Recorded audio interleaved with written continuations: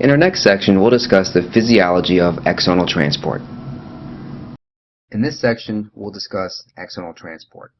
As described earlier, the length of the axon relative to the cell body poses some specific problems that the cell has to solve, particularly in terms of getting important cellular components from the cell body out to the synaptic terminal. For example, most neurotransmitters have their synthetic machinery packaged into the synaptic swelling.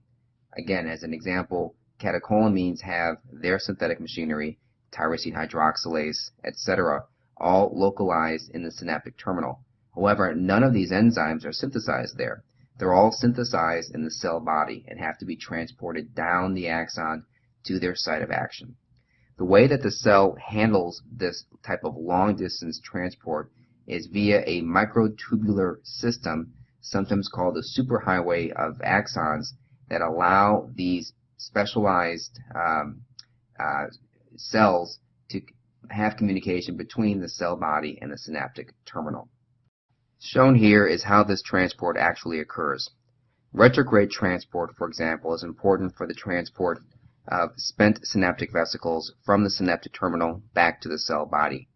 Proteins such as dynein and kinesin are important for this long-distance transport to occur.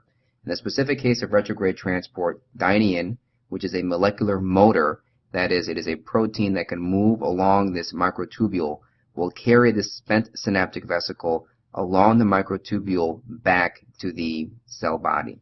There is directionality to these microtubules, such as there is a positive and a negative end, and the dynein will carry the spent synaptic vesicles from the positive end to the negative end back to the cell body. Kinesin, by contrast, will carry other synaptic cargo, things as described earlier, like proteins that are important for the synthesis of neurotransmitters, mitochondria, etc. This will travel along the microtubules with a protein known as kinesin, another form of molecular motor, from the negative to the positive end. Now, anaerograde transport comes in two different types. There is fast anaerograde transport, as shown here, and then there is slow anaerograde transport. Now, fast anaerograde transport and retrograde transport, of which there's only one type, both operate under relatively fast speeds, approximately 200 millimeters per day. Slow anaerograde transport operates at a much slower time scale, approximately 1 millimeter per day, and the mechanism by which this occurs is not well understood. What's important for you to recognize is the difference in the type of cargo carried in fast anaerograde versus slow anaerograde transport.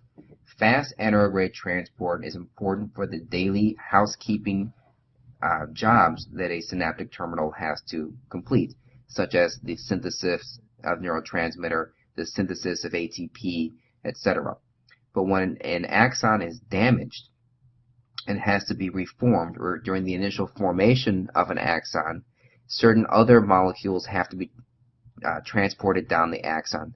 Things like molecules that are part of the cytoskeleton, things for the growth of the synaptic terminal, have to be carried down to the axon, down to the terminal, and this transport is called slow axonal transport. And again, this is an unknown mechanism that travels at approximately 1 to 2 millimeters per day. Now, it's important to recognize that several of the neurotropic viruses utilize the fast axonal transport mechanisms in order to cause their pathology. An example here would be varicella. Varicella, as we probably all already know, is a disseminated disease early in life, but then takes root in the dorsal root ganglia and may live there for decades before re-emerging. When it re-emerges, it will utilize one of the fast axonal transport mechanisms in order to invade the skin, and as shown here on the figure on the right, is a vesicular eruption in a single dermatome.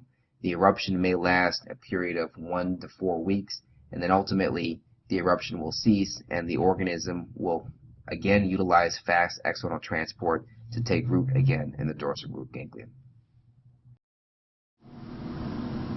This concludes our discussion of the physiology of axonal transport.